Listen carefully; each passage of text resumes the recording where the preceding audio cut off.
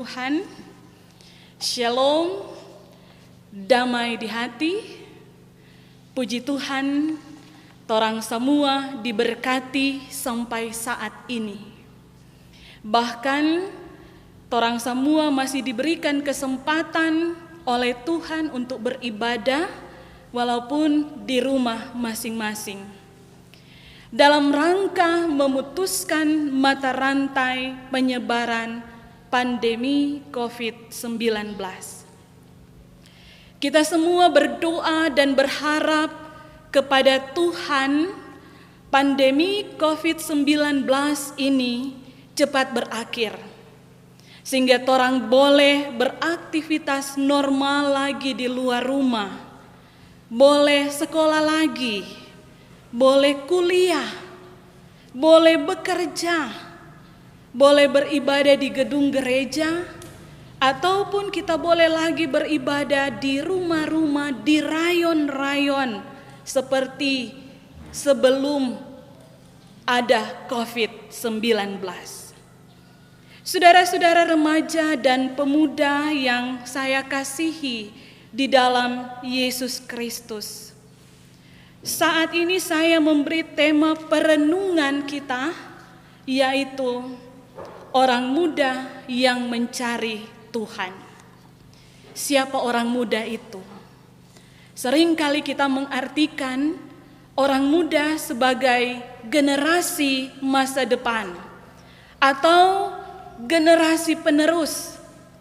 Sehingga ada orang berpikir bahwa generasi muda masih dalam tahapan dipersiapkan untuk berperan nanti setelah dianggap dewasa dan mapan. Tapi saya membaca satu tulisan bahwa sesungguhnya pada kehidupan sekarang orang muda harus diberi peran dan tanggung jawab dalam kehidupan keluarga, dalam kehidupan jemaat, dan dalam kehidupan masyarakat. Peran yang diberikan kepada orang muda diharapkan memberi efek positif dalam kehidupan orang-orang yang ada di sekitarnya. Nah, kalau kita memahami peran ini sebagai orang muda, maka di lingkungan keluarga, jemaat, dan masyarakat tidak akan ada lagi orang muda yang hanya foya-foya, malas-malasan, senang-senang tanpa alasan, kumpul-kumpul tanpa tujuan, seperti untuk mabuk-mabukan, bikin keributan, hidup tidak tertib, narkoba, dan lain sebagainya.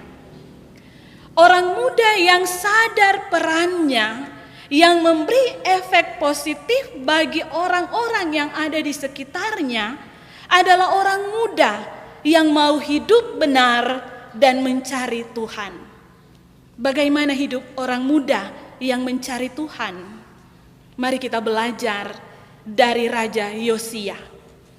Yosia adalah salah satu raja yang memerintah di Yerusalem, yang dinobatkan sebagai raja pada umur 8 tahun. Ayat 1. Bagaimana kalau kita di usia 8 tahun kong boleh memimpin satu negara?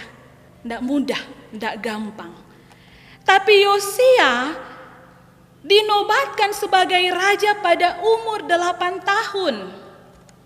Nama ibunya ialah Yedida binti Adaya dari Boskat. Ayahnya adalah Raja Amon. Opanya adalah Raja Manasya. Ayah dan opa Raja Yosia adalah dua raja yang melakukan apa yang jahat di mata Tuhan. Jadi dapat dikatakan di sini bahwa Yosia tumbuh dalam kehidupan atau lingkungan yang tidak taat pada Tuhan. Ada pepatah yang mengatakan buah jatuh tidak jauh dari pohonnya. Pepatah ini tidak berlaku bagi Yosia. Ketika ia berumur 16 tahun, ayat 2-3 dikatakan, ketika dia 8 tahun dinobatkan sebagai raja, 8 tahun kemudian dalam pemerintahannya, itu berarti dia ada di usia 16 tahun, Yosia mulai mencari Tuhan Allah Daud leluhurnya. Ia tidak hidup seperti ayah dan opanya. Yosia membuat perubahan dalam hidupnya dan umat atau bangsa Israel. Dia membuat perubahan, yaitu hidup benar, hidup melakukan apa yang benar di mata Tuhan. Bahkan ketika ia berumur 20 tahun, ayat 3, pada tahun ke-12 ia mulai mentahirkan Yehuda dan Yerusalem. Tahun yang ke-12 dalam pemerintahan Yosia, berarti itu dia ada di umur 20 tahun. Dia mulai mentahirkan Yehuda dan Yerusalem dari penyembahan berhala. Ia merobohkan tempat-tempat penyembahan berhala, menghancurkan setiap praktek penyembahan yang tidak berkenan di hadapan Allah. Itu sebabnya Yosia dikenal sebagai raja yang berbalik kepada Tuhan dengan segenap hati, segenap jiwa, dan dengan segenap kekuatan. Dan Raja Yosia diberkati oleh Tuhan. Remaja dan pemuda yang saya kasihi di dalam Yesus Kristus, belajar dari Raja Yosia. Kita diingatkan bahwa mencari Tuhan bukan cuma sekedar ucapan, tetapi bagaimana kita mewujud nyatakan kehidupan yang mencari Tuhan. Bagaimana kita mewujud nyatakan mencari Tuhan dalam tindakan kita. Mencari Tuhan dan melakukan perubahan adalah pilihan hidup yang tidak memandang umur. Hidup mencari Tuhan bukan nanti ketika ada di usia 30, usia 40, usia 50, usia 90 dan seterusnya. Mencari Tuhan bukan nanti karena sosaki-saki. Mencari Tuhan bukan karena ada dampak COVID-19, ada kesusahan. Tetapi belajar dari Raja Yosia. Sebagai remaja dan pemuda, kita diberi pilihan untuk menjalani hidup ini. Apalagi ketika kita ada di masa pandemi COVID-19. Mana yang akan torang pilih? Ada dua pilihan. Pilihan pertama, menjadi remaja dan pemuda yang mencari Tuhan. Dan itu berarti menjadi orang muda yang bukan cuma rajin beribadah, baca firman, tapi menjadi remaja dan pemuda yang punya komitmen hidup. Ada perubahan sikap, karakter yang sesuai firman Tuhan. Ada banyak remaja dan pemuda rajin beribadah, rajin baca firman, tapi tidak mau melakukan. Seperti masih suka melawan orang tua, masih suka bikin kacau di kampung, masih suka nongkrong-nongkrong di perempatan, di pertigaan, di tempat-tempat hiburan, dan melakukan hal-hal yang tidak benar.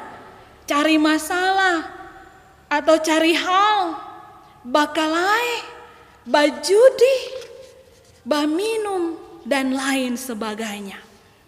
Mencari Tuhan itu berarti orang meninggalkan hal-hal yang duniawi yang berbentuk dosa.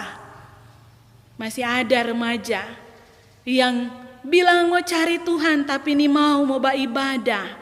Atau jaba ibadah cuma jadi rutinitas. Waktu masih dalam persekutuan bersama di rumah gereja, sebelum COVID-19 ada, saya pernah ditegur oleh orang tua, salah satu orang tua.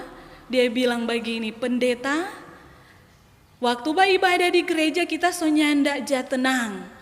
Rupanya ndak ibadah karena ada anak-anak remaja dan pemuda di belakang, duduk di belakang, cuma sibuk main HP dan baca cerita di waktu khotbah.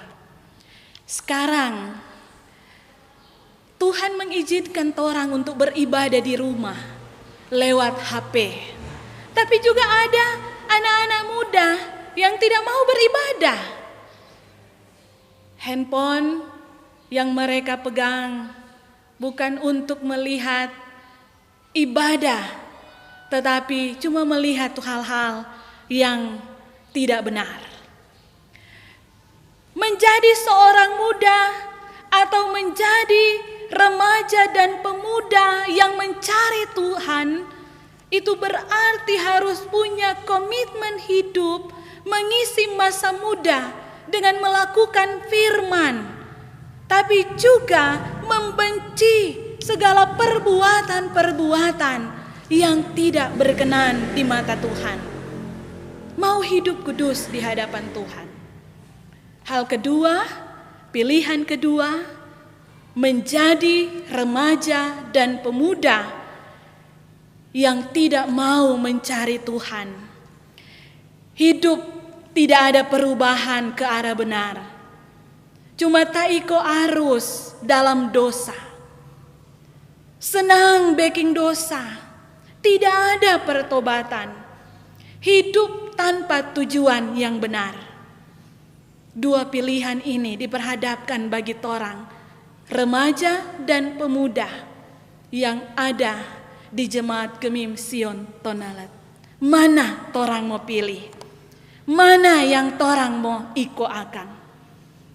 Semoga torang diberi hikmat, dapat memilih yang benar dan menjalani masa muda mencari Tuhan. Ingat saudara-saudara, ada konsekuensi di dalam kita mengambil komitmen hidup. Yaitu pertama, ketika kita mencari Tuhan, kita berkomitmen mencari Tuhan, hidup benar di hadapan Tuhan, maka kita akan diberkati Tuhan, tapi juga ada hidup kekal di sorga jadi bagian kita. Kedua, jika kita tidak mau hidup benar di hadapan Tuhan, orang masih suka iko rame dengan dosa, maka konsekuensi hidup kita akan ada pada kehidupan kekal di neraka. Mana torang mau pilih?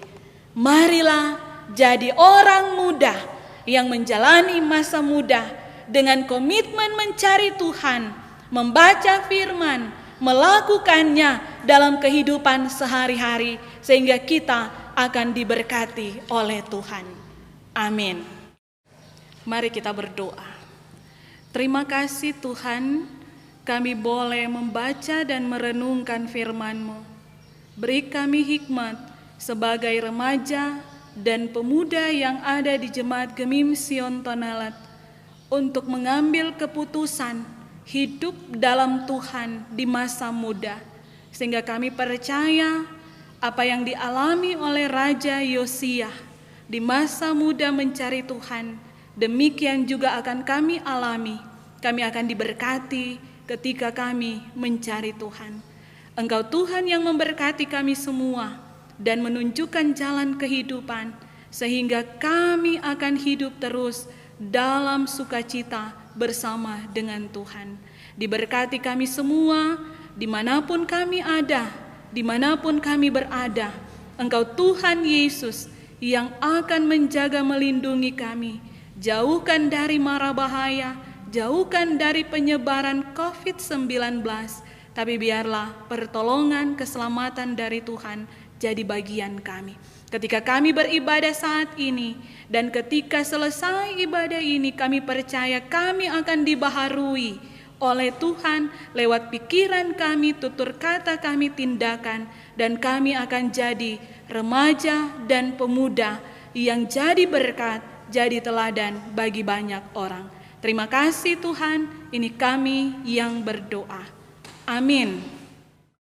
Tuhan telah memberikan kita berkat yang melimpah dalam kehidupan kita. Berkat kehidupan yang sudah berikan kepada kita nafas terlebih khusus. Saat ini mari